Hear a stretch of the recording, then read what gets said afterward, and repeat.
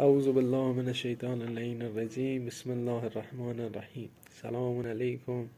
عرض ادب و احترام. امامت در فرهنگ اهل بیت علیهم السلام با توحید ارتباط تنگاتنگی داره که اگر کسی توحید را قبول داشت و گفت لا اله الا الله، کسی نیست جز خدا، ولی امامت را قبول نداشت، توحیدش به دو سودی نمیبخشد و توحید بی ثمری دارد.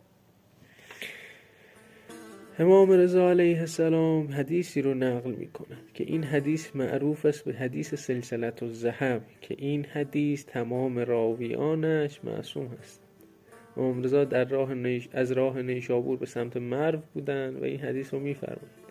خداوند متعال می فرماید لا اله الا الله حصنی فمن دخل حصنی امن من عذاب. کلمه لا اله الا الله یه حصاریه که هر کسی وارد این حصار بشه از عذاب خداوند مبراست، از عذاب خداوند به دوره، خداوند اونو عذابش نمی کنه.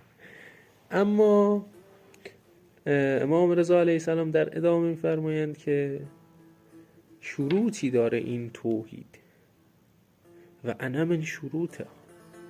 یعنی اگر توحید داشته باشی، امامت اهل بیت علیهم السلام رو نداشته باشی، توحید به شما سودی نمیبخشه و در قیامت جز زیانکارانی، جز تباه شدگان عمرمان هستیم.